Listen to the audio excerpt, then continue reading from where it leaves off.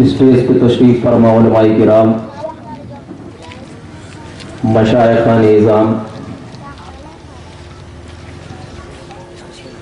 اور خاص کر ہمارے مہمان سید شاہ احمد پاشا قادری صاحب قبلہ، رکن اسمبلی چار مینار اور دیگر نوجوانان محلہ، ہماری ماں بہنیں، السلام علیکم ورحمۃ اللہ وبرکاتہ۔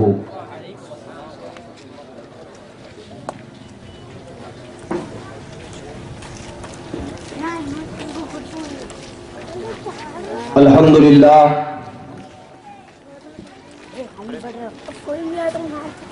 للہ الذی ابدع الافلاک والارضین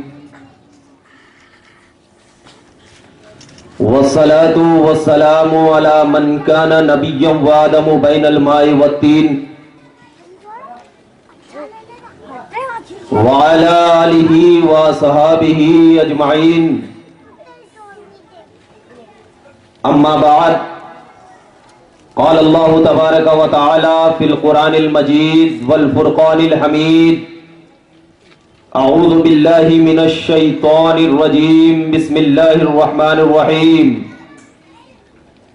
یا ایہا النبی انا ارسلناک شاہدا ومبشرا ونذیرا وداعیا الی اللہ وباذنہ سراجا ومنیرا۔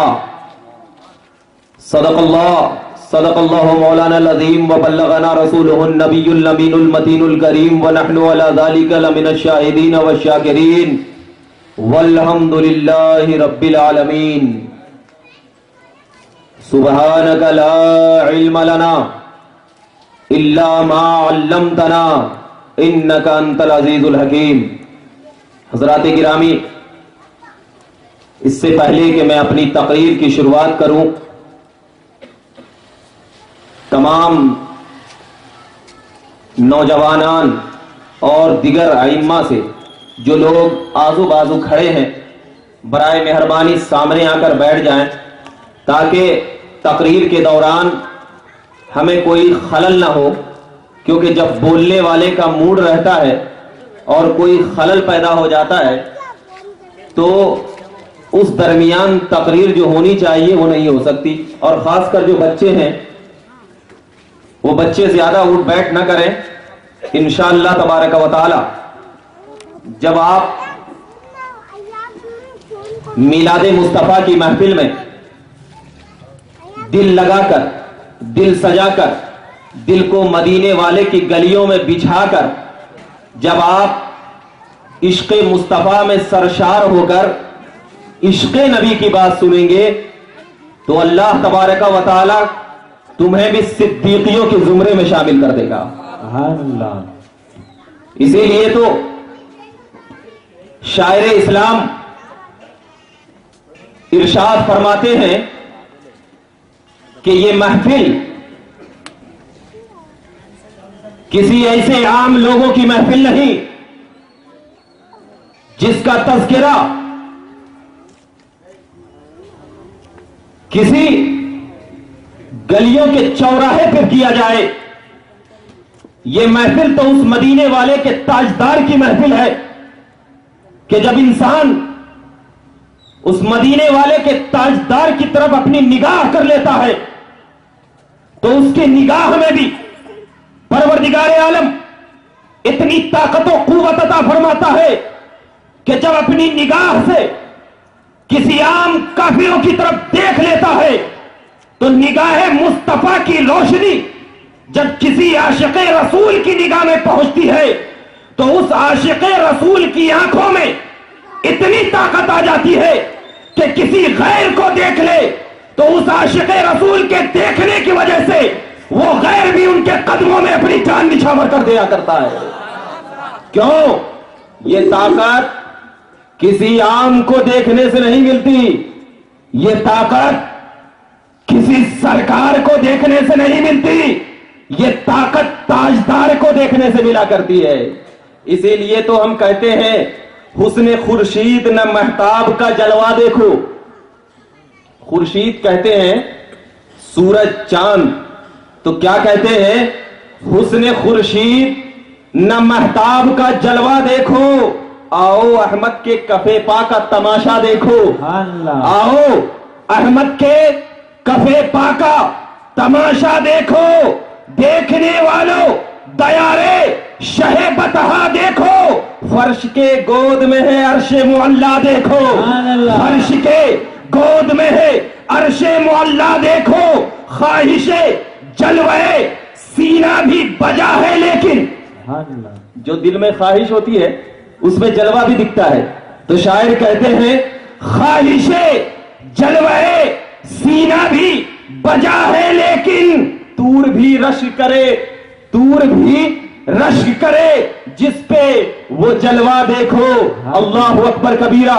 اللہ تبارک و تعالی نے اپنے کلام مقدس میں ارشاد فرمایا، یا ایھا النبی انا ارسلناک شاہدا ومبشرا ونذیرا وداعیا الی اللہ باذنہ سراجا منیرا. اب اس آیت پر گفتگو کرنے سے پہلے آئیے سلف صالحین کے طریقہ کار کو اپناتے ہوئے ہم سب کے آقا و مولا نبی آخر الزماں تاجدار انبیاء فخر رسولہ دونوں عالم کے داتا ہم شفیع روز جزا مالک مختار سید الابرار ہم گنہگاروں کے سرکار حضور محمد مصطفیٰ صلی اللہ علیہ وسلم کی بارگاہ بیکس پناہ میں جھوم جھوم کر ہدیہ درود پیش کرے اور بآواز بلند پڑھے اللہم صلی علی سیدنا و شفیعنا حبیبنا مولانا محمد بارک وسلم صلاۃ و سلام علیک یا رسول اللہ. حضرات، یہ صرف اسٹیج والے کی آواز میں نے سنا، تو کہیں ایسا تو نہیں سمجھ رہے لوگ کہ اسٹیج والے سے میں فکسنگ کر لیا ہوں کہ میں درود پڑھنے کے لیے کہوں اور اسٹیج والے صرف درود پڑھے. نبی کی محفل میں بیٹھے ہیں، کیسے معلوم ہو کہ نبی کی محفل میں بیٹھنے والا زندہ بیٹھتا ہے؟ تو اپنی زندہ ہونے کا ثبوت اگر نبی کو دیں گے تو انشاءاللہ نبی آپ کو ہمیشہ زندہ بنا دیں گے. اسی لیے آئیے نبی اور آل نبی پر ایک مرتبہ بآواز بلند پیچھے سے بھی آواز آنی چاہیے. پڑھے درود پاک. اللہم صلی علی سیدنا و شفیعنا حبیبنا مولانا محمد بارک وسلم صلاۃ و سلام علیک یا رسول اللہ. اللہ کے نبی صلی اللہ علیہ وسلم ارشاد فرماتے ہیں، الترغیب والترہیب امام منذری علیہ رحمت و رضوان کی کتاب ہے، جس کی حدیث کو لے کر علماء کرام ایک مسئلہ نکالتے ہیں. کیا؟ کہ جس شخص کے سامنے نبی پاک صلی اللہ علیہ وسلم کا ذکر ہوا اور اس شخص نے جان بوجھ کر درود شریف نہ پڑھا تو وہ شخص کافر ہو گیا. اور اس کے بعد فرماتے ہیں کہ لفظ رسول بولا گیا، صرف لفظ رسول بولا گیا، اور اس رسول کو اس نے بے ادبی کے ساتھ سن کر اگنور کر دیا تو وہ شخص بھی کافر شمار کر دیا جائے گا. تو آپ ذرا دیکھیے، آپ نبی کی محفل میں بیٹھے، اور جب نبی کی محفل میں جو شخص بیٹھتا ہے نبی کا چاہنے والا ہی ہوا کرتا ہے، اور جب نبی کا چاہنے والا نبی کی بولی کو اپنے سینوں میں بسا لیتا ہے تو وہ بولی جب نبی کے عشق میں نکلتی ہے تو علماء فرماتے ہیں کہ جب نبی کے عشق میں جو بولی نکلتی ہے تو وہ بولی جب پروردگار عالم کی بارگاہ میں ہاتھ اٹھا کر دعاؤں کے لیے اللہ رب العزت کو اپنے قریب کرتی ہے تو پروردگار عالم اس کے دل کو دیکھتا ہے اور فرشتوں کو کہتا ہے، اے فرشتے، یہ بندہ جو ہے کوئی عام بندہ نہیں ہے، بلکہ یہ بندہ ایسا بندہ ہے جس نے اپنے سینوں میں نبی کے عشق کو لے کر مجھے پکار رہا ہے. گواہ رہنا کہ میں اس کے سینوں کو نبی پاک کے دل کا ایسا مدینہ بنا دوں گا کہ گلیوں سے بھی گزرے گا تو نبی کے عشق میں گزرے گا، اور جب وہ ذکر کرے گا تو نبی کے محفلوں میں اپنی آواز کو جب محمد عربی کی نگاہوں میں سجا کر، نبی کے عشق میں اپنے آپ کو سجا کر جب محمد عربی کا نام لے گا اور دعاؤں کے لیے ہاتھ اٹھائے گا تو گواہ ہے نا فرشتے، میں ان کی دعاؤں کو قبول کرتا چلا جاؤں گا. یہ ہے نبی کی بات. اسی لیے ہم تمام لوگ نبی پاک صلی اللہ علیہ وسلم کی محفل مناتے ہیں. اسی بنیاد پر میں نے آپ کے سامنے آیت کریمہ پڑھی، یا ایھا النبی، اے نبی، اور ایک چیز دیکھنا, جب کسی کو پکارتے ہیں ہم اردو میں تو کیا پکارتے ہیں؟ اے, یعنی اردو میں اے. اور اگر کسی کو انگلش میں پکارا جائے تو او, ہندی میں پکارا جائے تو او. مطلب یہ ہے کہ ہر ایک زبان میں پکارنے کے لیے ایک لفظ ذکر کیا گیا. ہندی میں بھی لے لو ایک لفظ ہے, عربی میں اس میں, انگلش میں بھی لے لو ایک لفظ ہے, انگلش میں بھی لے لو ایک لفظ ہے. یعنی جتنی بھی زبانیں ہیں سب میں پکارنے کے لیے ایک لفظ. لیکن عربی زبان ایسی ہے جس میں پکارنے کے لیے 5 لفظ کا ذکر ہے. عربی زبان ایسی ہے جس میں پکارنے کے لیے 5 لفظ کا ذکر ہے, جس کو حروف ندا کہتے ہیں. یا, ایا, حیا, آئی, حمزہ مفتوحہ, 5 حرف ہے. اللہ تبارک و تعالی نے جب اپنے نبی کو پکارا, کیا پکارا؟ ایک تو کہا یا, اس کے بعد پکارا ایو. 2 لفظ, یعنی ایک یا اور ایک ایو, یعنی یا ایھا الناس. یہاں پر 2 لفظ پکارنے کے لیے ذکر کیا گیا. کیوں ذکر کیا گیا؟ علماء فرماتے ہیں کہ یہاں پر 2 لفظ اس لیے ذکر کیا گیا کہ اللہ تبارک و تعالی یہ بتانا چاہ رہا تھا کہ جب میرا مصطفیٰ مکہ کی سرزمین پہ نمودار ہوا, تو اب جب مکہ کی سرزمین پہ نمودار ہوا تو نمودار ہونے سے پہلے میرے مصطفیٰ کا نور میرے قرب خاص میں تھا. اب مجھ سے تھوڑا دور ہوا, اب مجھ سے تھوڑا دور ہوا, تو دور کو پکارنے کے لیے یا لفظ استعمال کیا جاتا ہے. دور کو پکارنے کے لیے یا لفظ استعمال کیا جاتا ہے. تو اب لوگ کہیں یہ نہ سمجھے کہ مصطفیٰ کی ذات اللہ سے دور ہو چکی ہے, اسی لیے پروردگار عالم نے سب سے پہلے یا کا ذکر فرما دیا اور اس کے بعد ایو کا ذکر فرمایا, کیونکہ ای کا لفظ نزدیک کے لیے آیا کرتا ہے. تو میرے نبی نے کو جب اللہ تبارک و تعالی نے لفظ یا کے ساتھ پکارا تو عقیدہ مل گیا کہ اے لوگوں دیکھنا, میرے مصطفیٰ کو خدا سے دور نہ سمجھنا, کیونکہ اگر دور سمجھو گے تو اگر یا سے دور سمجھو گے تو ایو کی طرف دیکھ لینا کہ میرا مصطفیٰ اگرچہ مکہ کی سرزمین پہ چل رہا ہے لیکن مجھ سے جڑا ہوا ہے, مدینے کی سرزمین پہ چل رہا ہے مجھ سے جڑا ہوا ہے, طائف کے میدان میں چل رہا ہے مجھ سے جڑا ہوا ہے, ملک شام جا رہا ہے مجھ سے جڑا ہوا ہے. دنیا کی تمام جگہوں میں میرے مصطفیٰ کی ذات گزرتی جا رہی ہے, لیکن تعلق مصطفیٰ کا خدا سے ہے. کہیں جائے, بدر و حنین میں جائے تعلق خدا سے ہے, جنگ خیبر میں جائے تعلق خدا سے ہے, احد میں جائے تعلق خدا سے ہے, تمام جنگ میں جائے تعلق خدا سے ہے, کیونکہ پروردگار عالم نے میرے مصطفیٰ کو لفظ یا سے جس طرح اپنے سے مکہ بھیج کر تھوڑے سے دور کر دیا, اسی طرح لفظ ایو سے یہ بتا دیا کہ میرا مصطفیٰ کبھی خدا سے دور ہو ہی نہیں سکتا. یا رسول اللہ, یا رسول اللہ. یہی وجہ تھی کہ لفظ یا ایھا کا اس کے بعد فرمایا. اب ایک چیز میں بتاتا ہوں آپ کو, میں ایک مفتی ہوں. اب کوئی آیا میرے پاس اور آ کر کے کہا, اے مفتی صاحب, میں نے آپ کو بشیر بنایا, نذیر بنایا. کوئی مجھ سے کہہ رہا ہے کہ بشیر بنایا, نذیر بنایا, یہ کہاں کی بات ہے؟ کوئی لوگوں سے کہے کہ یہ مفتی صاحب ہیں, میں نے ان کو بشیر بنایا, ان کو نذیر بنایا. مگر اللہ کی شان دیکھو, یا ایھا الناس نہیں تھا, یا ایھا الذین آمنوا نہیں کہا, کچھ بھی نہیں کہا. جہاں پر نماز کی بات آئی یا ایھا الذین آمنوا کا, جہاں پر کفار مکہ سے خطاب ہوا یا ایھا الناس کہا. لیکن جہاں پر پروردگار عالم نے انا ارسلنا کا شاہدا و مبشرا و نذیرا کا لفظ ذکر کیا تو کس سے خطاب فرمایا؟ اے نبی, اے نبی, ہم نے آپ کو شاہد بھی بنایا, بشیر بھی بنایا, نذیر بھی بنایا, داعی بھی بنایا, چمکتا سورج بھی بنایا. جب میں یہ آیت پڑھا میرے دل نے یہ گوارا نہ کہا کہ یہ کیا ہے. نبی کو اللہ کہہ رہا ہے بشیر بنایا, لوگوں سے تو کہنا تھا کہ میں نے نبی کو بشیر بنایا مان, میں نے نذیر بنایا مان, میں نے داعی اللہ بنایا مان، لوگوں سے نہیں کہا. کیوں نہیں کہا؟ تمام علماء کی کتاب اٹھا کر دیکھ، معلوم ہوگا. لوگوں سے اس لیے نہیں کہا کہ کچھ لوگ ہوتے ہیں جو یہاں پر ہی کچھ لوگ ہوں گے جو کہیں گے ارے یہ مفتی صاحب پیسے لے کے تقریر کر رہے ہیں، یا کچھ کہیں گے نہیں بھائی بہت اچھی تقریر ہے. دو گروہ مسلمانوں میں بھی، دو گروہ، مجھے آدھی مانے گی آدھی نہیں مانے گی. مسلمان میں بھی ہوگی، بڑھ جائے گی. کافروں میں بھی ہو سکتی ہے دو گروہ، کوئی آدھے مانے یا نہ مانے.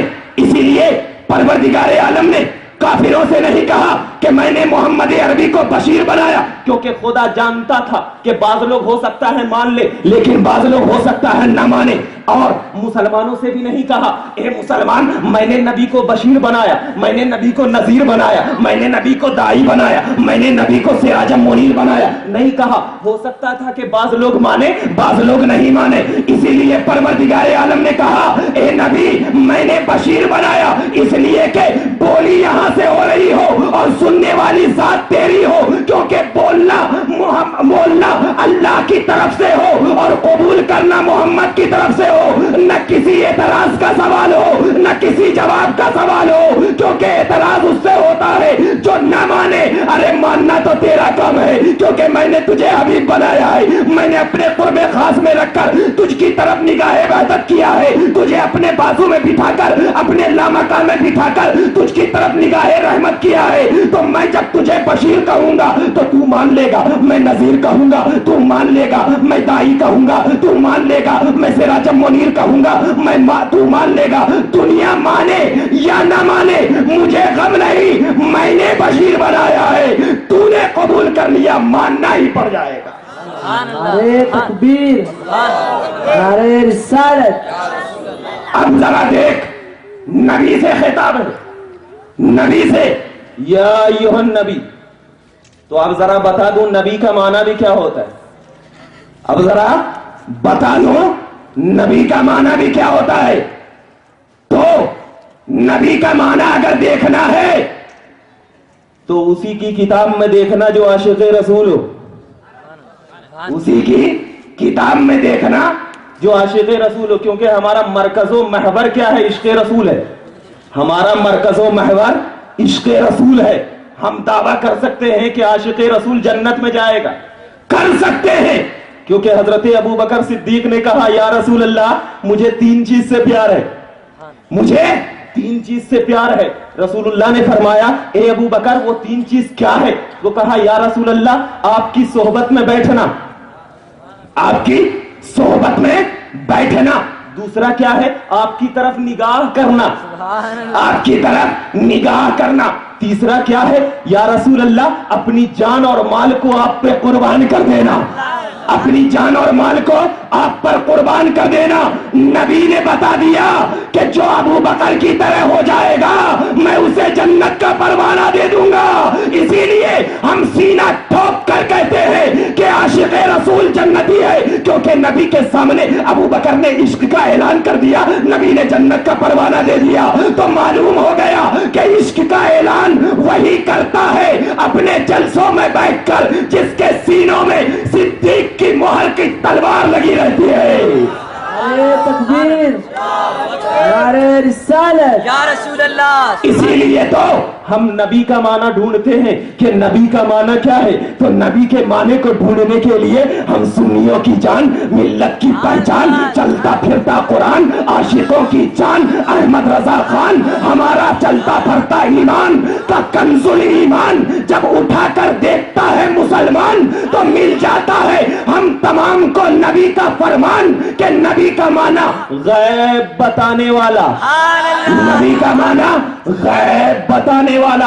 اور یہ ایسا ویسا ترجمہ نہیں کیا نبی پاک کے اس عاشق نے. کیوں؟ اس لیے کہ معلوم تھا کہ نبی پاک صلی اللہ علیہ وسلم کی حدیث ان کے عشق میں دیکھ کر جب بخاری کی حدیث ڈھونڈتا ہے تو بخاری کی حدیث کہتی ہے کہ نبی پاک صلی اللہ علیہ وسلم 2 قبروں کے پاس سے گزر رہے، दो कब्रों के पास से गुजर रहे हैं, हजरत अब्बास उनके पीछे हैं। नबी अचानक एक कब्र के पास जाकर ठहर जाते हैं, कहते हैं अब्बास जरा एक दो थाली तोड़कर लेकर आओ। कहा या रसूल अल्लाह क्या बात है? कहा इस कब्र पर अजाब हो रहा है, और ये अजाब इसलिए हो रहा है कि ये पेशाब के छींटों से नहीं बचता था। अल्लाह अकबर कबीरा। जरा यहाँ पर देख लेना कि यहाँ पर नबी पाक अजाब भी बता रहे हैं और वजह अजाब भी बता रहे हैं, अजाब भी बजा रहे हैं और वजह अजाब भी बता रहे हैं। अब जरा देखना कि नबी पाक सल्लल्लाहु अलैहि वसल्लम का वो सहाबी हजरत अब्बास ने एतराज नहीं किया, या रसूल अल्लाह आपको कैसे मालूम है कि जमीन के अंदर जो मुर्दा सोया हुआ है उसके नीचे अजाब हो रहा है? नहीं, क्योंकि अब्बास के ज़हन और फिक्र में ये बात छपी हुई थी कि जो नबी होता है वो अंदर की भी खबर रखता है, बाहर की भी खबर रखता है, इसलिए एतराज नहीं किया।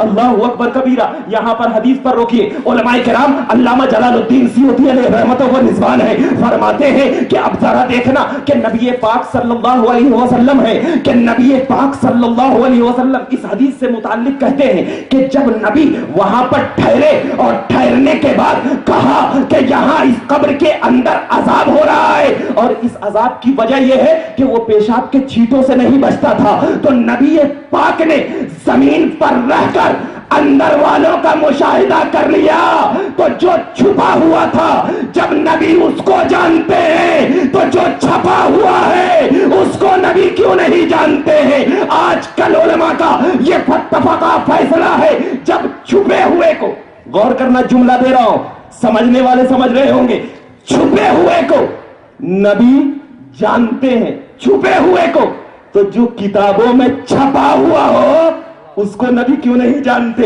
एक चीज तो यह है कि जब छुपे हुए को नबी जान रहे हैं तो छपे हुए को जानते हैं, और दूसरा अकीदा यह देते हैं कि जब नबी जमीन के ऊपर रहकर जमीन के अंदर का मुशाहिदा कर सकता है, तो क्या वो नबी जमीन के नीचे रहकर जमीन के ऊपर वाले का मुशाहिदा क्यों नहीं कर सकता? हदीस कह रही है। और एक चीज बता देता हूं कि जमीन के अंदर से ऊपर देखना आसान है, ये तिब्बी डॉक्टर और किसी साइंस से पूछ लो, बरखिलाफ नीचे देखने के ऊंचा देखना ज्यादा आसान हुआ करता है, और आंख जो हुआ करती है, आंख वो ज्यादा कबूल ऊंचाई को कहा करती है। तो जब नबी अपने चश्मे मुबारक को जमीन के नीचे देख सकते हैं, तो क्या वो नबी अपने चश्मे मुबारक को उठाकर ऊपर नहीं देख सकते? इसीलिए तो इस हदीस की तायीद कर रही है हजरत तिरमिजी शरीफ की हदीस पाक। क्या कर रही है? हजरत अब्दुल्लाह इब्ने उमर है, नबी पाक मक्का मदीना की सरजमीन पे है, कहते हैं एक मर्तबा अल्लाह के नबी अपने घर में तशरीफ फरमा है, और फरमाने के बाद तमाम सहाबे किराम का मजमा इकट्ठा है। नबी पाक कहते हैं या रसूल अल्लाह, सहाबे किराम अर्ज करते हैं या रसूल अल्लाह आप जरा हमें कुछ तालीम दीजिए। अल्लाह के नबी ने कहा ए सहाबा, क्या तुम जानते हो कि तुम्हारे ऊपर फितने नमूदार हो रहे हैं और मैं देख रहा हूं? सहाबे किराम ने कहा या रसूल अल्लाह हमें नजर नहीं आता। उसके बाद अल्लाह के नबी ने कहा मैं आसमान के चरचराहट की आवाज को भी सुन रहा हूं, और आसमान के ऊपर क्या हो रहा है मैं उसको भी महसूस कर रहा हूं। अल्लाह अकबर कबीरा। जब नबी पाक सल्लल्लाहु अलैहि वसल्लम के सहाबा के सामने जब अल्लाह के नबी ने यह जिक्र कर दिया, तो सहाबा ने सवाल नहीं किया या रसूल अल्लाह आपकी आंख तो हमारी तरह है, आपकी जबान तो हमारी तरह है, आपके कान तो हमारी तरह है, ये सवाल नहीं किया, क्योंकि उन सहाबा को मालूम था कि नबी की जात हुआ करती है, वो जात अफजल व आला हुआ करती है, सबसे बाला हुआ करती है। सहाबा किराम ने कहा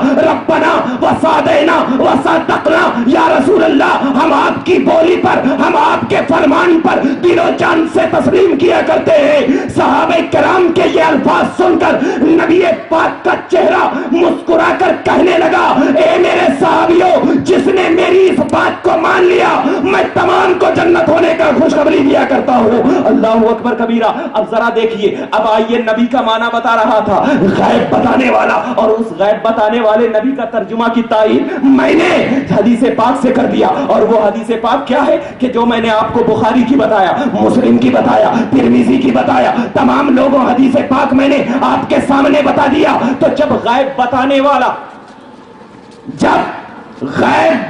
वाला कौन? नबी का माना, नबी का माना गैब बताने वाला। बहुत प्यारा जुमला दे रहा हूं, जरा गौर से सुने। نبی کا معنی غیب بتانے والا. اور کس نے کیا؟ عاشق رسول. جب نبی کا معنی غیب بتانے والا ہے اور دوسرے لوگوں نے یہ ترجمہ نہیں کیا, دوسرے لوگوں نے ترجمہ نبی کا معنی نبی کر دیا. ارے ترجمہ نہیں آتا ہے تو کم سے کم قرآن لکھنا چھوڑ دو, ترجمہ تو کرو. نبی کا معنی غیب بتانے والا. دیکھنا تو جو لوگ, جملہ دے رہا ہوں, جو لوگ نبی کا ترجمہ نہیں کر سکے وہ نبی والوں کی ترجمانی کیا کر سکیں گے؟ ترجمہ پہلے کرو, ترجمانی بعد میں کرنا. کیونکہ ترجمانی کس کو کہتے ہیں؟ تبلیغ کو. ترجمانی تبلیغ کو. تو جو ترجمہ نہیں کر سکے ترجمانی کیا کریں گے؟ ترجمہ پہلے کر, اس کے بعد تجھے ترجمانی کرنے کی توفیق دی اللہ. اسی لیے یا ایھا النبی, اس کے بعد میں آپ کو بتاتا چلوں کہ جب اللہ کے نبی صلی اللہ علیہ وسلم نبی, یا ایھا النبی, اے نبی, اے غیب بتانے والے مصطفیٰ, تو نبی پاک صلی اللہ علیہ وسلم غیب بتانے والے. اور یہ کون کہہ رہا ہے؟ اللہ. یہ کون کہہ رہا ہے؟ اللہ. تو جب نبی غیب بتانے والے, جب نبی غیب بتانے والے, تو نبی پاک صلی اللہ علیہ وسلم کی شان کیا ہوئی کہ نبی پاک صلی اللہ علیہ وسلم جب مکہ کی سرزمین پر ہے تو غیب بتانے والے ہیں. آپ نے حدیث پاک بہت مرتبہ سنی ہوگی, لیکن اس حدیث پاک سے میں جو 6-7 آپ کو نقطے دوں گا اس پہ غور کرنا. کیا حدیث پاک میں نے آپ کے سامنے بتا دیا. کیا اللہ کے نبی صلی اللہ علیہ وسلم نبی ہیں؟ تمام مانا کرتے تھے نبی ہیں. اس کی بارگاہ میں, نبی پاک صلی اللہ علیہ وسلم کی بارگاہ میں ابو جہل کنکری لے کر آیا تھا. یہ بات تو مشہور ہے, مٹھی میں کنکری لے کر آیا تھا. یہ حدیث آپ نے سنا ہوگا کہ ابو جہل مٹھی میں کنکری لے کر آیا اور نبی سے کہا, اے محمد ذرا بتا میری مٹھی میں کیا ہے. سنا ہوگا, ذرا بتا میری مٹھی میں کیا ہے. تو ابو جہل کو بھی معلوم تھا کہ جو نبی ہوتا ہے وہ غیب کی خبر جانتا ہے. جو نبی ہوتا ہے وہ غیب کی خبر جانتا ہے. ورنہ ابو لہب کھول کے پوچھتا, محمد بتا مٹھی میں کیا ہے. کیونکہ ابو لہب کو معلوم ہوتا ہے غیب اس کو کہتے ہیں جو چھپا ہوا ہو. غیب اس کو کہتے ہیں جو چھپا ہوا ہو. تو نبی پاک نے کہا تھا اس کو کہ ابو جہل بتا, میں بتاؤں گا, یہ کنکری بتائے گی. اب نقطہ دے رہا ہوں, پہلا نقطہ نوٹ کر. دیکھنا, ابو لہب کی مٹھی میں کنکری تھی, اور جب ابو لہب کی مٹھی میں کنکری تھی تو اب اس کنکری نے دیکھا کہ میرے مصطفیٰ پر عزم تعظیم کی بات ہو رہی ہے. میرے مصطفیٰ پر, میرے مصطفیٰ کی عزت اور ناموس کے خلاف یہ ابو لہب بکواس کر رہا ہے. تو کنکری نے یہ نہیں دیکھا میں کس کے قبضے میں ہوں, میں کس کے اقتدار میں ہوں, میں کس کی معیت میں ہوں, کس کے ساتھ ہوں. کنکری نے یہ نہیں دیکھا کہ ابو لہب سرداران قریش ہے, میں اس کے مٹھی میں ہوں, اس کے چنگل میں پھنسی ہوئی ہوں. یہ نہیں دیکھا, بس کنکری نے یہ دیکھا کہ میرے مصطفیٰ کی ذات پر, ناموس رسالت پر اب حملہ ہو رہا ہے. تو کنکری نے یہ نہیں دیکھا کہ میں کس کے اقتدار میں ہوں, کس کی نوعیت میں ہوں, کس کی معیت میں ہوں, نہیں دیکھا, بلکہ کنکری نے لا الہ الا اللہ محمد الرسول اللہ کا کلمہ پڑھ دیا. تو اب عقیدہ مل گیا کہ اے دنیا والوں, اے سنیوں, اب یہ نہ دیکھنا کہ تم کس کے اقتدار میں ہو, کس کی معیت میں ہو, کس کے حکمرانی میں ہو. اگر گورنمنٹ کسی کی یہ ہو, اقتدار کسی کا ہو, امائیت کسی کا ہو, کسی کے چنگل میں پھنسے ہوئے ہو, یہ نہ دیکھنا بلکہ یہ دیکھنا کہ میرے مصطفیٰ کی اگر ذات پہ حملہ ہو رہا ہے تو جس طرح کنکری نے اپنے آپ کو یہ ثابت کر دیا کہ یا رسول اللہ اگرچہ میں سرداران قریش کے چنگل میں رہوں گی, ان کے اقتدار میں رہوں گی, لیکن جب آپ کی ذات پہ حملہ ہوگا, آپ کے نام پر حملہ ہوگا, آپ کے ناموں کی تعظیم نہ کی جائے گی, آپ کو برا بھلا کہا جائے گا, آپ کے علم کو جانوروں اور پاگلوں کی طرح کہا جائے گا, آپ کے خیال کو خیال عبید کا تصور کیا جائے گا, آپ کے ناموس رسالت پر تمام جہاں سے فتوے دیے جائیں گے. اب میں یہ نہیں دیکھوں گی کہ میں کس کے اقتدار میں ہوں, بلکہ یہ دیکھوں گی اقتدار کسی کا ہو, ناموس رسالت کی گواہی دیتی چلی جاؤں گی. عقیدہ مل گیا کہ میلاد النبی منانے والے سنیو, دیکھنا کہ ہمارا اقتدار نہ دیکھنا, نبی کی محبت کو سینے میں بسا کر دیکھنا, تمہیں بھی راہ نجات مل جائے. سبحان اللہ سبحان اللہ سبحان. تو کنکری نے اقتدار نہیں دیکھا, نہیں دیکھا. اور ایک چیز آپ کو بتاتا چلوں کہ اب حضرت عیسیٰ علیہ السلام کے بارے میں آپ نے سنا ہوگا, مردوں کو زندہ کر دیا کرتے تھے, سنا ہوگا نا, زندہ. دوسرا نقطہ دے رہا ہوں اسی حدیث کا, مردوں کو زندہ کر دیا کرتے تھے. زندہ کرنے کا مطلب کیا ہے؟ کوئی دوسری روح نہیں ڈالتے, یعنی جو روح مردے سے نکل چکی ہے وہی روح کو پلٹا دیتے تھے, زندہ ہو جاتا تھا. اللہ نے ید بیضا کی قوت عطا کی تھی, قرآن کہتا ہے. مگر میرے مصطفیٰ کی شان تو دیکھو, حضرت عیسیٰ مردوں کو زندہ کر دیا کرتے تھے, لیکن نبی پاک نے تو ایسے کو زندگی دی جس میں جان ہی نہ ہو. کنکری کیا بتا اس میں جان تھی, اس میں روح تھی, اس میں کچھ تھا نہیں تھا, مگر میرے مصطفیٰ کی نگاہ اس کنکری پہ پڑ گئی. اب اس کے اندر جان آ گئی, جان آ گئی, ایمان آ گئی. اور ایک چیز اور بتاتا چلو کہ حضرت آدم سے لے کر حضرت عیسیٰ تک جتنے بھی لوگ مرنے کے بعد زندہ ہوئے نا, تو اپنی مادری زبان بولتے تھے. مادری زبان جیسے کہ کوئی حیدرآباد کی زبان ہے, اور کہیں کرناٹکا کی زبان ہے, یو پی کی زبان ہے, الگ الگ, یعنی یہاں کی زبان کو مادری زبان بولتے. مگر کنکری پہ قربان جاؤ, ایک کنکری تجھے مادری زبان نہیں آتی, تجھے جیسے قرآن میں آیا ہے کہ جب حضرت عیسیٰ نے مردے کو زندہ کیا, زندہ ہونے کے بعد یہ اپنی مادری زبان میں, اپنی زبان میں عیسیٰ سے سوال کیا, اے عیسیٰ آپ کون ہیں, اے عیسیٰ آپ کون ہیں.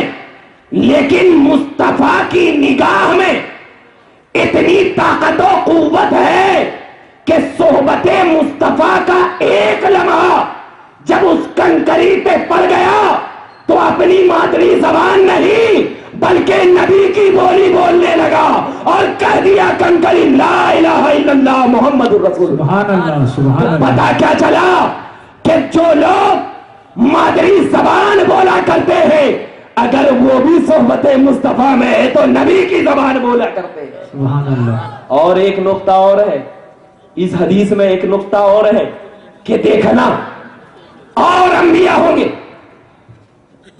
حضرت ابراہیم کے بارے میں مشہور ہے کہ اللہ تبارک و تعالیٰ کی بارگاہ میں حضرت ابراہیم نے کہا کیف یحیی اللہ الموتى یا اللہ, یعنی تو مردے کو کیسے زندہ کرتا ہے ذرا بتا. اللہ نے کہا کذالک یحیی, ایسے ہی زندہ کرتا ہوں.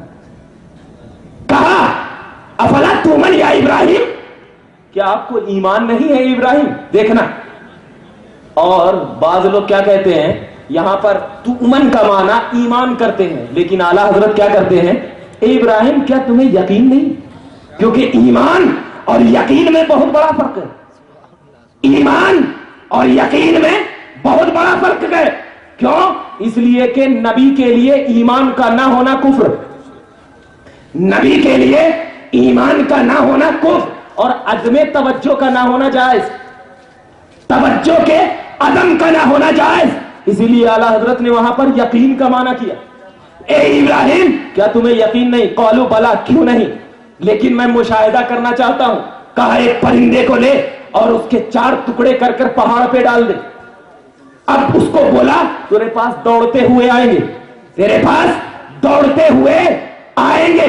حضرت ابراہیم نے اس 4 پرندوں کو بلا کر دوڑتے ہوئے آئے اور بالکل زندہ ہو گئے. اب میں پوچھنا چاہتا ہوں, حضرت ابراہیم کو پروردگار عالم نے یہ کہا, اے ابراہیم اس 4 پرندوں کو 4 پہاڑوں پر رکھ دے. اس کے بعد بولا تو وہ ایک ہو کر تیری بارگاہ میں دوڑتے ہوئے آئیں گے. لیکن مصطفیٰ کی شان دیکھیے, میرے رسول کی شان دیکھیے, میرے رسول پر میرے ماں باپ قربان. اے منور ذرا میرے رسول کی شان تو بتا کہ وہاں پر ابراہیم کا معاملہ تھا کہ وہاں پر ابراہیم کو میرا خدا نے کہا ابراہیم پرندے کو ٹکڑے کر دینا اور تمہارے پاس دوڑتے ہوئے آئیں گے. وہاں پر پرندے کو زندگی ملنے کی توفیق ہو سکتی ہے, کیونکہ پرندے سے زندگی لی بھی جا سکتی ہے, دی بھی جا سکتی ہے. لیکن میرے سرکار نے کہا اے ابراہیم, اے میرے امتیوں دیکھو وہاں پر پرندے تو تیرے اوپر ایمان لے آئیں گے, لیکن میں ایمان کا ابھی دعویٰ بھی نہیں کیا تھا, میں رسالت کا ابھی چرچا بھی نہیں کیا تھا. ایک مرتبہ میں مکے سے گزر رہا تھا, دیکھتا کیا ہوں ایک پتھر ہے پہاڑ کے اوپر ہے, اور جیسے ہی گزرا اس پتھر نے مجھے الصلاۃ والسلام علیک یا رسول اللہ کہا. میں نے دیکھ لیا کہ وہ پتھر میں اللہ تبارک و تعالیٰ نے زبان دی ہے. میں اس پتھر کے قریب گیا اور میں نے پوچھا اے پتھر تو نے مجھے پہچانا تو کیسے پہچانا؟ اس پتھر میں پروردگار عالم نے اتنی طاقت عطا کر دیا. اب وہ پتھر کہنے لگا یا رسول اللہ میں تو آپ کو اس وقت سے پہچانتا ہوں جس وقت کے پروردگار عالم نے آپ کو پیدا کرنے کے بعد آپ کو جب تمام روحوں سے یہ وعدہ لے لیا تھا کہ میرا مصطفیٰ آخری نبی بن کر 12 ربیع الاول کے شب میں آپ میں آخری نبی بن کر 12 ربیع الاول کے صبح صادق کے وقت جب مکہ کی سرزمین پر آئے گا تو نبوت کی گواہی دینا. تو میں اسی وقت سے پہچانتا ہوں. تو اللہ تبارک و تعالیٰ کی رسول نے اس پتھر کو کہا اے پتھر تیرے اندر زبان کیسے آئی؟ تو اس پتھر نے اپنے دل کو نبی کے قدموں میں رکھ کر ایوں عرض کیا یا رسول اللہ ایک مرتبہ آپ میرے قریب سے گزرے تھے تو اس قریب سے گزرنے کی طاقت نے میرے اندر وہ طاقت پیدا کر دیا کہ اب میں بول بھی سکتا ہوں, جان بھی سکتا ہوں, پہچان بھی سکتا ہوں. سبحان اللہ, سبحان اللہ, تکبیر, اللہ اکبر, نعرہ رسالت یا رسول اللہ. کیوں؟ جب مصطفیٰ کی صحبت میں ایک بے جان پتھر بولنے کی بھی طاقت رکھ سکتا ہے, سننے کی بھی طاقت رکھ سکتا ہے, دیکھنے کی بھی طاقت رکھ سکتا ہے. صحبت مصطفیٰ میں پتھر کے اندر جو جان والا نہیں, پہچان والا نہیں, اس کو مصطفیٰ نے طاقت دی, اس کو مصطفیٰ نے اپنی نگاہوں سے طاقت والا بنا دیا. تو جب مصطفیٰ کی نگاہ کسی انسان پہ پڑی ہوگی تو کیسا طاقت والا ہوگا؟ جب مصطفیٰ کی نگاہ کسی انسان پہ پڑی ہوگی تو کیسا طاقت والا ہوگا؟ چلو کسی ملا سے نہیں, نبی اللہ کے صحابہ سے پوچھتے ہیں کہ آپ کے اوپر مصطفیٰ کی نگاہ پڑی تو کیسی طاقت ملی؟ سبحان اللہ, کیسی طاقت ملی؟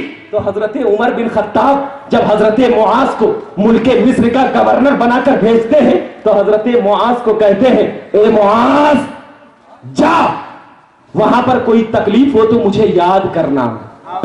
حضرت معاذ گئے, جانے کے بعد اچانک ایک ایسا موسم آیا جہاں پر دریائے نیل کا پانی ختم ہو گیا.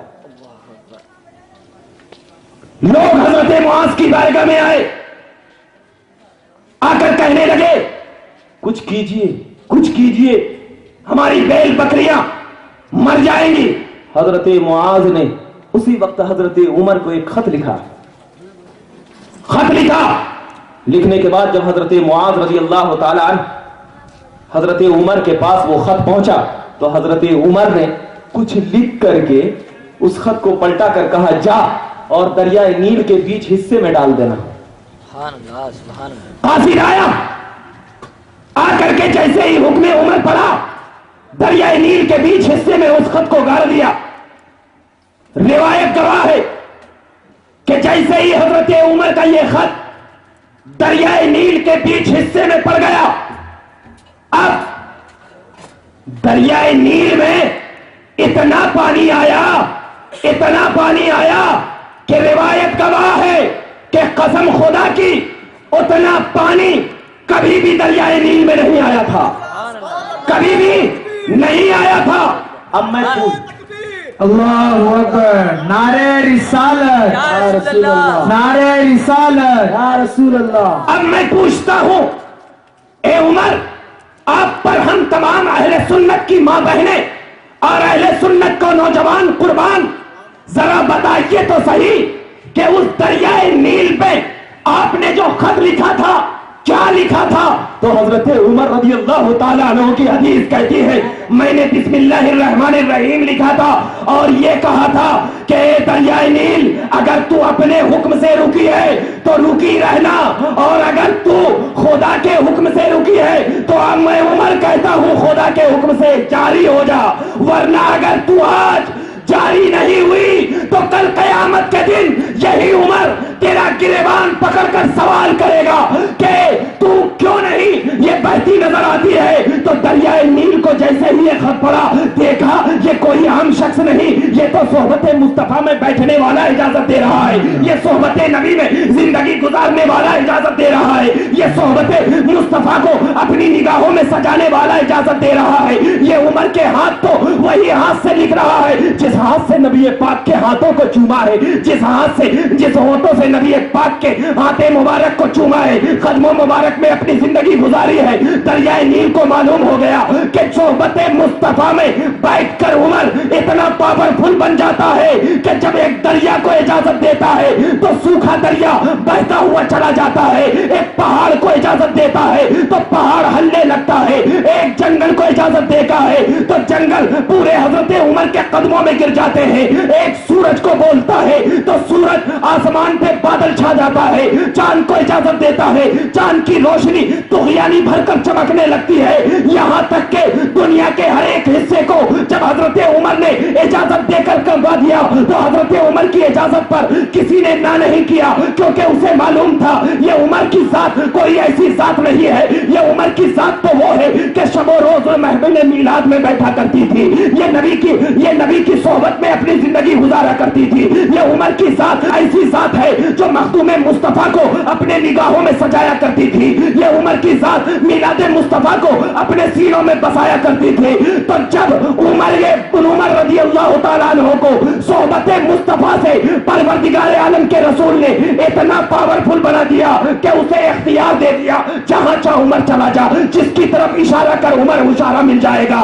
तो सोहबत मुस्तफा से जब किसी आम सहाबे किराम रिदवानुल्लाह अलैहिम अजमईन को इख्तियार की ताकत अता हो सकती है, या रसूल अल्लाह, हम आप पर तो हमारे माँ बाप कुर्बान, हमें अकीदा मिल गया कि जब सोहबत मुस्तफा से किसी सहाबा को इख्तियार मिल सकता है तो साते नबी को इख्तियार क्यों नहीं मिला करता है। इसीलिए तो हम कहते हैं या रसूल अल्लाह, आपको तो अल्लाह ने शाहिद बनाया, शाहिद बनाया। अब जरा बता, शाहिद वही हुआ करता है जो अपनी आंखों से नजारा करता, शाहिद उसी को कहते हैं जो अपनी आंखों से नजारा करे। जैसे कि मिसाल के तौर पर मैं स्टेज पे बैठा हूं और यहां पर बैठ करके मैं कहूं कि चार मीनार में लड़ाई हो रही है, कोई मेरी बात को कबूल नहीं करेगा, अरे यहां पर बैठ करके कैसे दे रहे हैं। लेकिन मैं अगर चार मीनार के पास से आऊं और आकर के पहली खबर दे दूं कि चार मीनार में लड़ाई हो रही है तो आप मान लेंगे। क्यों? इसलिए कि मैंने देखा है, मैंने देखा है। इसी को अरबी में क्या बोलते हैं? शाहिद। अरबी में क्या बोलते हैं? शाहिद। और उसी को अल्लाह ताला ने अपने नबी के लिए क्या अर्ज किया? शाहिदन। शाहिदन यानी देखता रह। मस्तर है, मस्तर, इससे कोई फेल नहीं बनना, नहीं बना। फेल अगर होता तो माना यह होता देखा है, पास्ट, और अगर यही फेल होता प्रेजेंट और फ्यूचर देखता है। लेकिन अल्लाह ने देखा कि नबी को शाहिद न मानने वाले बहुत होंगे, इसीलिए अल्लाह ने मस्दर का देखना مشاہدہ کرنا مطلب کیا ہے؟ مشاہدہ کرنا، اے نبی جب تک ذات وجود الہی موجود رہے گی تب تک تیرا مشاہدہ بھی موجود رہے گا. اسی لیے تو ہم کہتے ہیں کہ وجود الہی کبھی نہیں ختم ہو سکتی، اسی وجہ سے مشاہدہ مصطفیٰ بھی کبھی ختم نہیں ہو سکتا. سبحان اللہ سبحان اللہ اس کے بعد نبی نے کہا، اللہ نے کہا مبشر، سبحان اللہ. اللہ نے کہا مبشر، خوشخبری دینے والا. اب ذرا بتائیے، مجھے جب تک جنت کا علم نہیں ہوگا میں آپ کو جنت کے بارے میں بتا سکوں گا کہ کیا ہے؟ میں ایک جاہل مطلق، میں یہ آپ کو کہہ سکوں گا کہ جنت میں نہریں ہیں، جنت میں سونے کے محلات ہیں، شہد کے فوارے ہیں، وَلَكُمْ فِيهَا مَا تَشْتَهِي أَنفُسُكُمْ وَلَكُمْ فِيهَا مَا تَدَّعُونَ، جو تم خواہش کرو گے وہ ملے گا. اللہ نے کہا. تو مطلب یہ ہے کہ جب تک مجھے معلوم ہے تبھی تو میں آپ کو اس کی خوشخبری دوں گا. جب تک معلومات نہ ہو خوشخبری دے سکتا ہوں؟ نہیں دے سکتا. مطلب یہ ہے خوشخبری دینے کے لیے معلوم ہونا ضروری، تقریر کرنے کے لیے مقرر ہونا ضروری، علم بیان کرنے کے لیے عالم ہونا ضروری، غیب کی باتیں بیان کرنے کے لیے غائب ہونا ضروری، غیب کی باتیں جاننے والا ہونا ضروری. مطلب یہ ہے قرآن ماننے کے لیے قرآن کی تعلیم کو جاننا ضروری، ہر چیز خدا کو جاننے کے لیے عالم وجود ہونا ضروری. مطلب یہ کہ ہر چیز کو دیکھنے، ماننے، سمجھنے کے لیے وہ چیز ہونا ضروری. اب عقیدہ مل گیا. لوگ قرآن کو مانتے ہیں لیکن عالم قرآن کو نہیں مانتے. لوگ دعویٰ کو مانتے ہیں، داعی کو نہیں مانتے. لوگ سوچ کو مانتے ہیں، سوچ والے کو نہیں مانتے. لوگ زمین کو مانتے ہیں، زمین والے کو نہیں مانتے. لوگ غیب کو مانتے ہیں، غیب بتانے والے کو نہیں مانتے. لوگ بشارت کو مانتے ہیں، مبشر کو نہیں مانتے. لوگ نذیر کو مانتے ہیں، ناظر کو نہیں مانتے. مطلب یہ ہوا اگر میرے علم کو مانو اور مجھے نہ مانو تو یہ کہاں کا عقیدہ ہوا؟ ارے پہلے تو مجھے ماننا پڑے گا تب علم کو ماننا پڑے گا. تو اللہ تبارک و تعالی نے نبی پاک صلی اللہ علیہ وسلم کو یہ کہا کہ اے نبی اب تو 40 سال تک اپنی رسالت کا اظہار نہ کرنا. کیوں؟ کیونکہ بعض لوگ ایسے ہوں گے کہ تیرے کو صدیق مانیں گے، تیری بات کو سچی مانیں گے، تجھے امین مانیں گے، تجھے ہر کچھ مانیں گے، لیکن تب تیری ذات کی باری آئے گی تو اب تیری ذات کو نہیں مانیں گے. اسی لیے 40 سال تک تو اپنی ذات کو منوا، تو اپنی بات کو نہیں منوا، اپنی ذات کو منوا. کیوں؟ اس لیے کہ جب 40 سال کے بعد تو اعلان رسالت کرے گا اور اعلان رسالت میں جو لوگ نہیں مانیں گے تو وہ تم جھوٹے نہیں ہوگے بلکہ وہ خود جھوٹے میں پڑ جائیں گے. کیوں؟ اس لیے کہ پہلے تو تجھے مان لیا ہے، پہلے تو تجھے جان لیا ہے، پہلے تو تجھے صادق مان لیا ہے، پہلے تو تجھے امین مان لیا ہے، پہلے تو تمہیں سارے کائنات کا داتا و آقا مان لیا ہے. اب اگر تیری بات کو نہیں مان رہے ہیں تو اس کا مطلب یہ ہے کہ یہ لوگ جھوٹے ہیں. اور جب جھوٹے ہوں گے تو 40 سال تک نبی نے اپنی ذات کو منوایا اور 23 سال تک نبی نے اپنی بات کو منوایا. ذات کو 40 سال تک، بات کو 23 سال تک. اسی سے عقیدہ مل گیا کہ بات سے زیادہ ذات کی اہمیت ہوا کرتی ہے. اسی لیے ہم نبی کی ذات پہ اپنی جان کو قربان کر دیا کرتے ہیں. سبحان اللہ سبحان اللہ. اور جب جان کو قربان کر دیا کرتے ہیں تو نبی نے ایسے ہی خوشخبری نہیں دی کہ جنت ہے، فلاں ہے، فلاں چیزیں ہیں، نہیں دی. نبی نے کہا، بخاری کی حدیث بول رہا ہوں، نبی نے کہا میں اسی جگہ ٹھہر کر قیامت تک کتنے لوگ جنت میں جائیں گے میں سب کے ناموں کے ساتھ جانتا ہوں، ناموں کے ساتھ جانتا ہوں.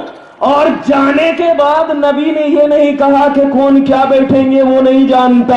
نبی نے کہا کس کی جگہ کہاں ہوگی وہ بھی جانا کرتا ہوں، میں وہ بھی جانا کرتا ہوں. ارے ان دریدہ ذہنوں کو یہ حدیث سمجھ میں نہیں آتی کہ جو نبی دنیا میں رہ کر جنت کے اندر کی بات جانتا ہو تو وہ تیرے اندر کی بات کیسے نہیں جانے گا؟ اسی لیے تو جتنا چھپانا ہے چھپاتا جا، اللہ تعالیٰ تیرے چھپانے کو چھپاتا جائے گا تاکہ تیری گستاخی ظاہر ہوتی چلی جائے گی۔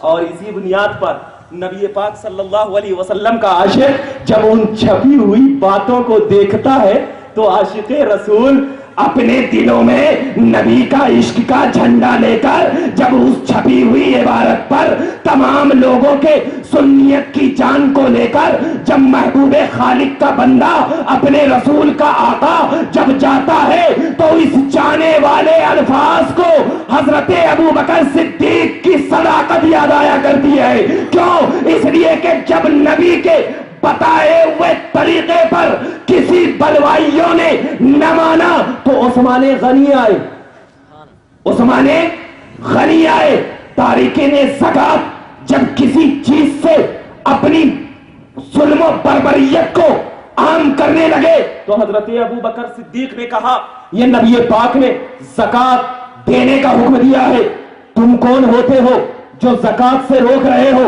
حضرت ابو بکر صدیق نے ان کے خلاف جنگ کا اعلان کر دیا، اعلان کر دیا۔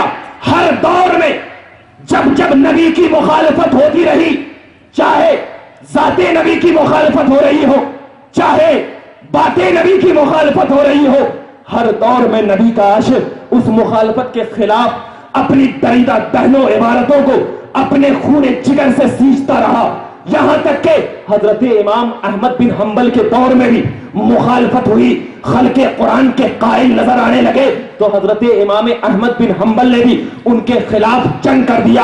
حضرت احمد سرہندی کے دور میں جب تمام لوگ دین الہی کو ماننے لگے تو انہوں نے اکیلے اکبر کی پرواہ نہیں کی، یہ نہیں دیکھا کہ یہ اقتدار کا بادشاہ میرے نبی کا خلاف کر رہا ہے تو میں اس کے خلاف جاؤں گا، یہ نہیں دیکھا، بس ان کی مخالفت کرتے چلے گئے۔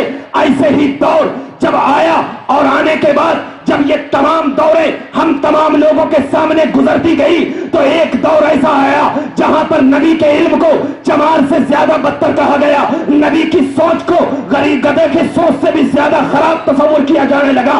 ایسا ہی دور آیا تو اس دور میں مورچہ سنبھالنے والی ذات کوئی ایسی ذات نہیں تھی بلکہ وہ ذات کا نام جس کا نام تھا سنیت کی جان، ہمارا فرمان، چلتا پھرتا قرآن، بریلی کا تاجدار، جب بریلی کی چٹائی پر اٹھ کر دیکھا کہ یہ نبی کے علم پر گستاخیوں نے اپنا قلم اٹھایا ہے، نبی کے عشق پر ان گستاخ عبارتوں نے اپنی چھاپ چھوڑ دی ہے تو کسی اقتدار کی پرواہ نہیں کی، کسی تقویر کی پرواہ نہیں کی، بلکہ دیکھا کہ نبی کا عاشق اگر جیتا ہے تو نبی کے عشق میں جیتا ہے، مرتا ہے تو نبی کے عشق میں مرتا ہے، اپنی زندگی گزارتا ہے تو نبی کی یادوں میں گزارتا ہے۔ تو جب دیکھا تو پرواہ نہیں کیا بلکہ ان تمام کے خلاف اگر کوئی ذات سامنے آئی تو اس ذات کا نام احمد رضا خان نظر آنے لگا۔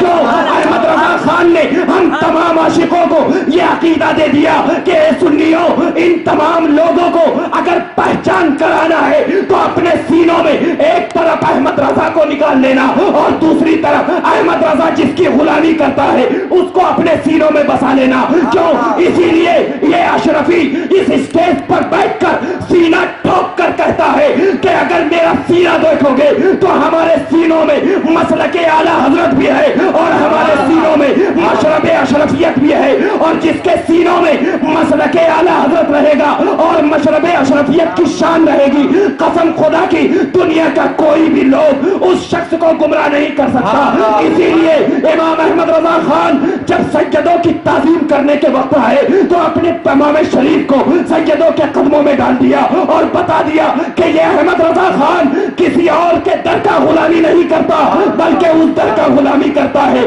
جس کے قدموں میں تاجداری ملا کرتی ہے، اور یہ احمد رضا خان کوئی ایسا نہیں بلکہ حدیثوں سے نظر آیا، کیونکہ حدیث پاک میں ہے، دیکھتے کیا ہے، حضرت امام حسین ہے، چھوٹے بچے ہیں اور کھیل رہے ہیں، کھیل رہے ہیں. خلیفہ وقت اس کو حضرت ابو بکر صدیق رضی اللہ تعالیٰ عنہ ہے. اللہ اکبر کبیرہ. خلیفہ وقت ہیں, آ رہے ہیں اور آتے آتے دیکھتے کیا ہے کہ حضرت امام حسین ہے اور امام حسین کھیل رہے ہیں. آپ کو میں اس کا طریقہ بتا دوں. حضرت ابو بکر صدیق کے سر پر تو امامہ ہوگا کیونکہ اس وقت خلیفہ وقت تھے, امامہ تو ہوگا. اللہ اکبر کبیرہ. اور حدیثوں میں یہ بات آئی ہے کہ حضرت ابو بکر صدیق نے اپنے قدموں جھکے ایک دم بالکل جھکے اور جھکنے کے ساتھ حضرت امام حسین رضی اللہ تعالیٰ عنہ کو اپنے کاندھے پر بٹھا لیا, اپنے کاندھے پر بٹھا لیا. اب ذرا بتاؤ کہ جب جھکے ہوں گے اور جھکنے کے بعد اپنے کاندھوں پر بٹھائے ہوں گے تو ان کا سر کتنا نزدیک گیا ہوگا, کتنا نزدیک گیا ہوگا.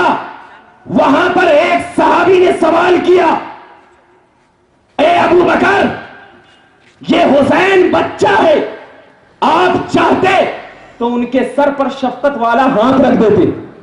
حضرت ابو بکر نے برجستہ اعلان کر دیا کہ سیدوں کے سر پر ہاتھ نہیں رکھا جاتا بلکہ سیدوں کو اپنے سر پر بٹھایا جاتا ہے.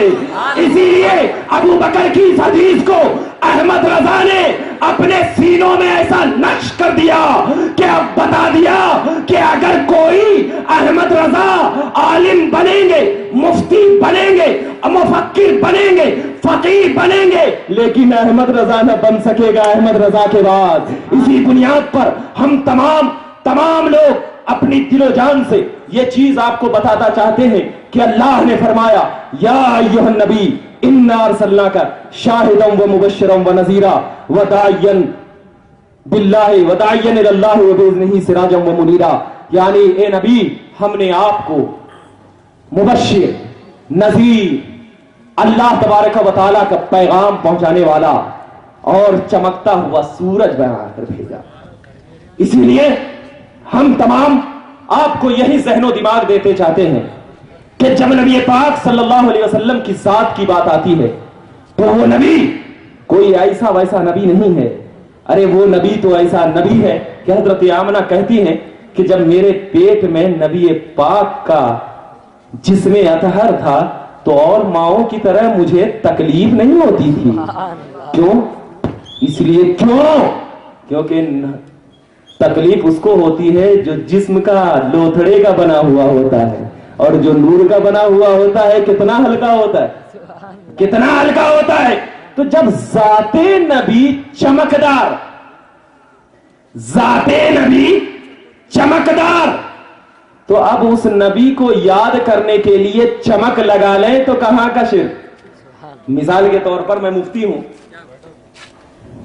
میں اسی لیے تو اوپر بیٹھا ہوں کیونکہ یہ میری شان ہے یہ کرسی پہ بیٹھنا یا کھڑے ہو کر تقریر کرنا. کیوں؟ یہ شان ہے, یہ جزو لا ينفق ہے, یعنی ایک ایسا جز ہے جو مجھ سے جدا نہیں ہو سکتا. یہ امامہ ایسا جز ہے جو جدا نہیں ہو سکتا, اگرچہ ایک وقت کے لیے جدا ہو جائے لیکن پھر چاہوں تو میں پہن لو. نبی پاک صلی اللہ علیہ وسلم کا نور اور بشر اسی طرح ہے. آخری بات کہہ کے گزر جانا چاہتا ہوں, یہ میرا جزو لا ينفق ہے جو ایک لمحے کے لیے نکل جائے پھر مجھے ہے کہ میں پہن لوں, پھر مجھے ہے کہ میں پہن لوں. تو نبی کے لیے بشریت ضروری نہیں, نبی کے لیے بشریت ضروری نہیں کیونکہ حضرت آدم سے پہلے بھی نبی, بشریت ضروری نہیں. اب اگر بشریت کا لبادہ پہن لے نبی, اگر بشریت کا جوڑا پہن لے نبی تو اب اس جوڑے کو اتار نہیں سکتے, اس جوڑے کو اتار سکتے ہیں کیونکہ جو شخص پہنتا ہے اتارنے کی طاقت اس میں رہتی ہے, جو شخص پہنتا ہے اتارنے کی طاقت رہتی ہے.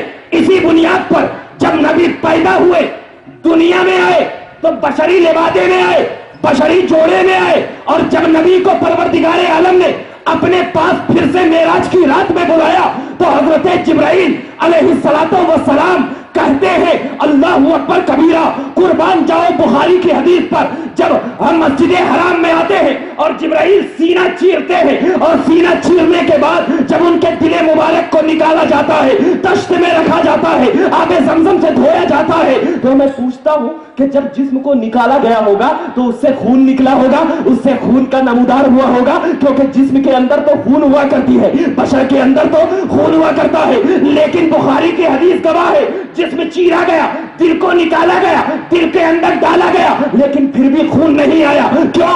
इसलिए कि नबी जब आए थे तो बशरी लिबादे में आए थे, और जब जा रहे हैं तो नूरानी लिबादा ओढ़कर जा रहे हैं। इसीलिए मैं कहता हूं कि बशर ये नबी का जोड़ा है, जब चाहे पहन ले, ये हमारी हिदायत के लिए होता है, क्योंकि अगर नबी बशर न होते तो हमें हिदायत देने वाला कौन आता, हमें रहनुमाई वाला कौन आता, हमें तरीका बताने वाला कौन आता, हमें नबी की गैब बातें बताने वाला कौन आता, हमें सहाबी कौन देता, हमें अहले बैत की कौन पहचान कराता, हमें औलिया किराम के दरों पे कौन भेजता, हमें नमाज कौन बताता, हमें रोजा कौन बताता, हमें वहदत इलाही में जलवा फरोज कौन करता। नबी ने बशरियत लिबादा ओढ़कर इस बात के ऐलान कर दिया कि सुन्नियों तुम नबी की याद करते रहो, मैं खुदा के सामने तुम्हारा याद करता चला जाऊंगा। इसी बुनियाद पर अल्लाह ने फरमाया या अय्युहन नबी। इसी बुनियाद पर परवरदिगार आलम की बारगाह में दुआ है कि परवरदिगार आलम हम तमाम को सही रास्ते पर चलने की तौफीक अता फरमाए, और मिलाद मुस्तफा की सही ताज़ीम व तकरीम करने की तौफीक अता फरमाए, और हम तमाम को इत्तेहाद व इत्तेफाक से रहने की तौफीक अता फरमाए। व आखिर दावाना अनिल हम्दुलिल्लाहि रब्बिल आलमीन।